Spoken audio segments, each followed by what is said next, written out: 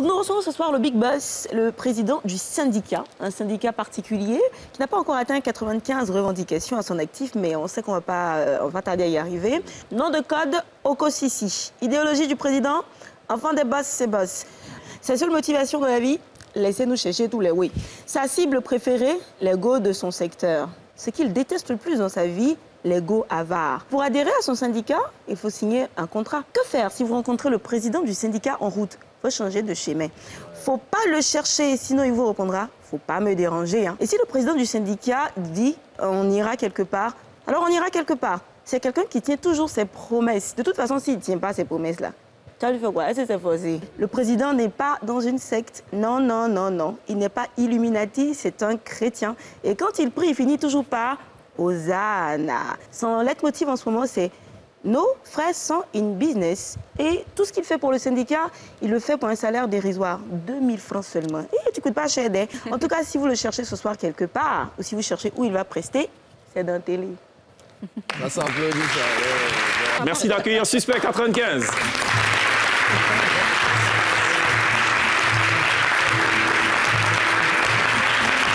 C'est comment, Big? Ça va et toi?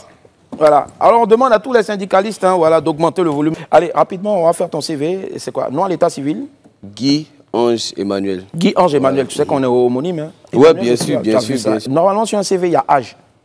Je suis de 1995. Il ne peut pas monter ma pièce, vous avez bloqué ma pièce à l'entrée. Sinon, 1995, voilà. Je veux savoir, celui qui se promène avec toi, ton manager, là, le coup, là. Ouais. Lui, c'est quoi qui est écrit sur son... C'est un ancêtre. C'est un ancêtre, je ne sais pas ça. C'est depuis l'âge de la pièce taillée là-bas, elle est là. Et pourquoi suspect? Pourquoi suspect? Le nom suspect? Ouais, suspect, ouais. Pourquoi? Tu volais beaucoup non, même pas. Comme j'explique toujours, je suis un amateur de jeux vidéo. D'accord. Le jeu vidéo duquel je tire mon nom suspect, ça s'appelait Def Jam Fight for New York. Wow. Et le symbole aujourd'hui, comme tu sais, Def Jam. On est signé à Def Jam. Comment ça a commencé rapidement avec Def Jam? J'ai réussi un 1000, mon équipe et moi. En anglais ou en français? Non, ça a chauffé, c'était en anglais. Qui a traduit, traduit, pardon. C'est pas Beko en tout cas. Salut Jules Beko. Voilà, tu vois, ils m'ont fait savoir qu'ils aimaient ton style, ce dans quoi on était, tu vois, un peu, qu'ils aimeraient qu'on continue l'aventure, quoi, tu vois. Donc, on a eu à discuter, on a eu à s'entendre voilà, sur les principes qu'on devait gérer. Il y a beaucoup d'argent derrière, apparemment. On a eu à s'entendre sur les principes qu'on devait gérer. Donc, maintenant, c'est rentré vraiment dans mon planning, en fait. Parce que, comme j'ai dit, le titre, là, j'allais le sortir, en fait, tu vois un peu. Déjà, je fais un big up à toute l'équipe, Mambi, Pete, Bacardi, Black Hands. C'est des gars que moi-même, je respecte à un point, tu vois. Quand je prends Black Hands, on écoutait ses sons, on écrivait. Et quand ces gens-là te disent, on apprécie ton taf, on veut bosser, tu es fier, tu vois. Un album en vue? Gros, combien de titres? Albums. Non, je ne sais plus. Bon, d'accord, on va appeler. Je l'ai fait 15, mais où on s'en va là? Il y a ça risque d'être ouais, tu connais. D'accord. Vous êtes je veux dire, on va dire un genre musical de revendication et puis aussi qui donne aussi des conseils, qui permet aussi d'éduquer. Mercon. Voilà, ok, d'accord, Mercon, c'est ça. Je vais t'expliquer un bail. Au fait, ce titre-là, c'est de la liqueur, c'est de la vodka. Si tu consommes ça sec comme ça, sans diluer, mais sans... Non, ça a brûlé ta gorge. Tu vois un peu, c'est... Je préparais, je peux dire, ce grand retour-là sur du hip-hop pur, en fait, tu vois. Et j'ai voulu venir avec un bail qui va casser la scène, quoi, tu vois, un peu, dans tous les sens du terme. On en parle maintenant, on disait que tu ne faisais plus du rap, mais tu faisais maintenant du coupé-décalé. C'est des gens. Tu as dit qu'ils sont sur Internet. Moi, je parle de tous en général. C'est des faux puristes, tu vois, un peu. Moi, je fais du rap pour ma culture, c'est moi, mon rap. Je te donne rapidement cette phrase-là. Suffit d'une bouteille de champagne pour qu'elle écarte. On va revenir après tout à l'heure pour que tu me dises qui devait écarter. Mais il y a beaucoup de choses aussi qui se disent. Le hip-hop en Côte d'Ivoire, c'est la guerre. Pourquoi? Non, nos frères sont in business. Non, c'est pas la guerre. C'est aussi une nouvelle mentalité qui va être acceptée tranquillement. Tranquillement. Pas la guerre. On est toujours dans l'ego trip. Bien sûr, c'est l'essence du rap. C'est l'essence du rap, quoi, voilà. Nos frères sont in business, c'est quoi le message derrière? Valable? Encore? Non, même pas, même pas. Okay. C'est juste, je pense que c'est une nouvelle mentalité, une nouvelle façon de voir les choses, surtout par rapport aux artistes. D'abord, ça se décline en deux volets. Premier volet, nos frères sont in business, ça veut dire, dans le business, il n'y a pas de camaraderie, il n'y a pas d'amitié. Voilà. Il n'y a pas bien pressé chez moi, cadeau, paye, je te connais. Je ne suis même pas encore arrivé là-bas. Je dis, on peut monter un business entre amis, Mais quand il s'agit de travailler, on ne se considère plus comme des amis, mais comme des associés ou des collaborateurs. Donc la rigueur est de mise. Ce n'est pas parce que tu es mon ami que tu ne vas pas travailler. On bosse correctement. Voilà, ça c'est le premier volet. Le deuxième volet, comme je disais dans une vidéo que j'ai faite, c'est l'ouvrier mérite son salaire. Par rapport à nous, les personnes du divertissement, un peu de l'art, les gens minimisent ce qu'on fait. Peut-être que c'est parce que nos prestations sont immatérielles. C'est pas comme par exemple, c'est pas tangible. Viens faire 20 minutes ou viens faire 10 minutes. À cause des 10 minutes, tu vas payer ça. En fait, moi, je veux qu'on normalise le fait que si tu me sollicites par rapport à quelque chose qui me donne à manger, tu me demandes une faveur par rapport à ça, j'ai le droit de te dire non. Et toi, tu as le devoir de ne pas te fâcher et de me comprendre. C'est pour ça que tu as aussi... C'est pour ça que tu es aussi exigeant dans le process d'invitation, par exemple. Je sais que Suspect 95, quand on le sollicite, il y a une fiche qui fait parvenir... C'est du professionnalisme. Exactement. Les questions que tu poses, tu demandes quoi là? Et c'est vraiment... Il faut remplir tout ça. Tu remplis, tu donnes toutes les informations et après tu reçois le devis. C'est pas genre, c'est à quelle heure on fait ça? Non, non, non, je t'envoie un papier, tu remplis. C'est pas une réponse à quelqu'un d'autre? Non, non, non. Le son, en fait, il a l'air d'un son uniquement ego trip. Ego trip, tu sais ce que ça veut dire. Mais c'est justement ce message que je viens de dévoiler qui est derrière. D'accord. Nous, tu es chef d'entreprise maintenant, c'est tout ça en fait. Ça, tu as dit en fait, c'est vraiment ça que je veux faire comprendre aux gens. C'est pas Poutidibi, hein? Non, non, non, rien à voir. Quand je dis je suis directeur de société, en fait, les gens ne comprennent pas que là, c'est un métier. Tout à fait. Mais il y en a qui se sont fâchés justement parfois parce que tu as refusé. Bien sûr.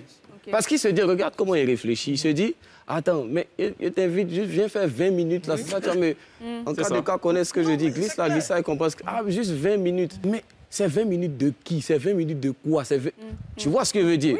Les 20 minutes là, tu payes pas. Tu payes toute ma vie, tu payes toute mon expérience. Si ta maman te demande, par exemple, c'est pour un ami dont l'enfant t'aime beaucoup, est-ce que je peux me faire plaisir? Pour ma maman, tu as tout ce qui est derrière là, ça compte plus.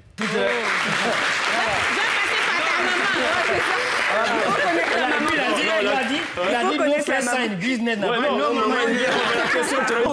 Ton frère maintenant te demande quelque chose, papa. Tu sais, les relations familiales, c'est quelque chose d'autre, tu vois. C'est vraiment à ma propre... Suspect. On est de l'Ouest. Tu me laisses, en fait, je veux dire que tu me laisses juger, tu vois un peu. C'est pour ça que j'ai dit j'ai le droit. J'ai pas dit que je refuse catégoriquement. J'ai le droit de juger. Les maîtres de cérémonie et tout. Les maîtres de cérémonie. Viens, à cause de mon mariage, tu vas animer. Aujourd'hui, nous sommes avec donc, le suspect, le 95 soit suspecté, mais jamais d'arrestation. Tu as lâché la nouvelle de ta signature en tant que premier artiste ivoirien rappeur à signer avec le géant Def Jam. On dit que tu serais dans une secte. Il y a une théorie du complot. Je pense qu'on a une vidéo ici. J'ai vu ça. Voilà, on regarde. Suspect 95 est né en 1995.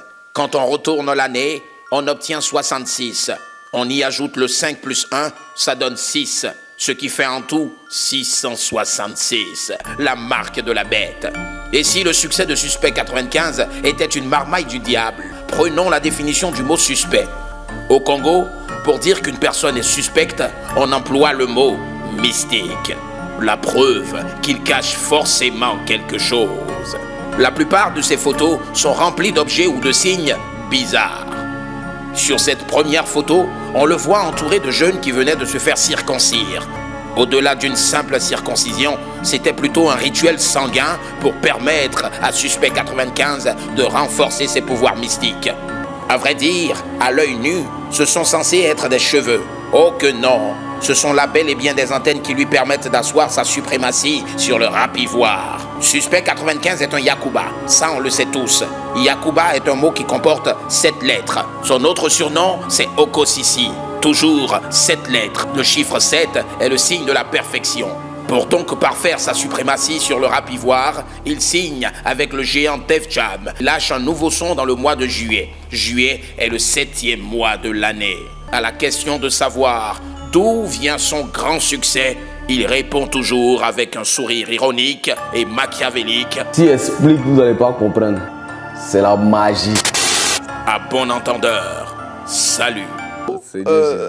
Tu sais quoi, tu fais de la magie maintenant?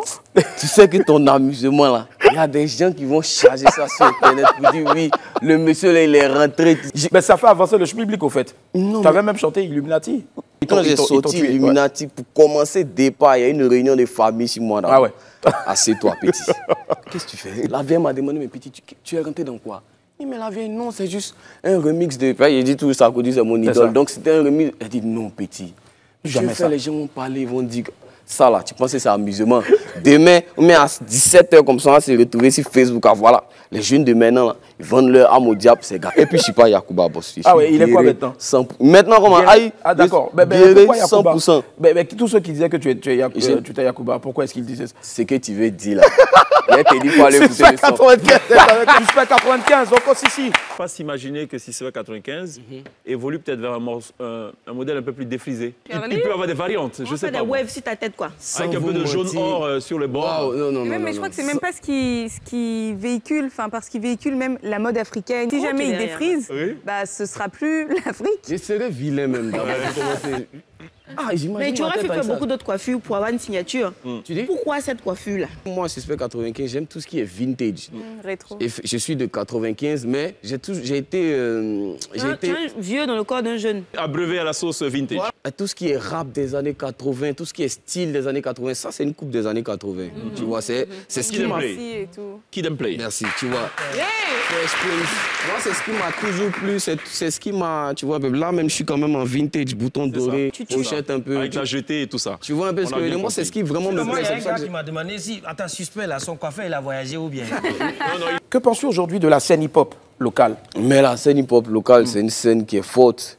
Des années en arrière, tu ne pouvais pas avoir un rappeur sur un plateau, sur lequel on est en ce moment, parce qu'on n'avait pas la voix, tu vois. On parlait de la voix, en fait, V-O-I-X ou V-O? On n'avait même pas de place. Tu vois qui va écouter, tu vas venir rapper quoi sur le plateau déjà. Tu vois un peu, c'était coupé, décalé, c'était zouglou. À force de bosser, voilà, aujourd'hui, je peux dire que le rap ivoirien fait véritablement partie de l'univers musical ivoirien. Didi B, un mot? Qu'est-ce que je pense de lui? Un mot, oui. C'est un très bon rappeur. Très bon rappeur. Fior de Bior? Très bon artiste. Pas rappeur, mais artiste. Il sort souvent du cadre du rap, donc très bon artiste.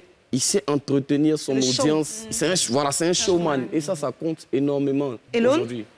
Elon, très bon rappeur. Defty? On l'appelle le GOAT. C'est la plume. Le meilleur lyriciste de sa génération. Defty. Bob Denard? Très bon punchliner. Punchliner. Et Mosty? Je sais pas comment t'expliquer. J'aime tellement ce qu'elle fait. Elle est complète. Mais en vrai, je ne suis pas le président du syndicat. Je suis un ambassadeur. Un ambassadeur. Je suis un général, on peut dire. Bon, en tout cas, on est tous au même niveau dans le syndicat. Président du syndicat. Désormais un directeur de société. Pas président du syndicat, on est d'accord? Non, je suis le porte-parole du syndicat. Porte-parole du syndicat. Il y a un président? Qui est le président? Il est dans l'ombre. Effectivement. Il y a un président. Voilà. Tu sais, moi, je me dis, et même le président, on est tous au même niveau en fait. On est tous des soldats du syndicat de la mentalité.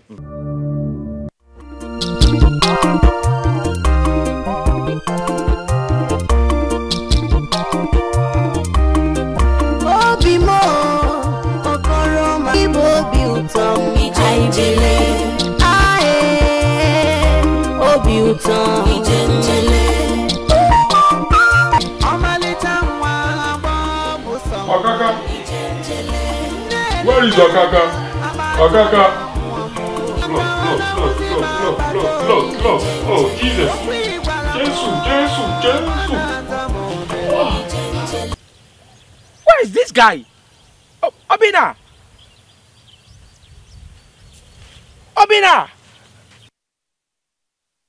Hey, Daddy!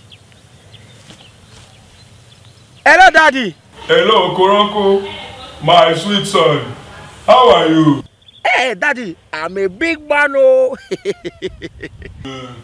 Good boy. I'm so proud of you. I'm your son. I love you.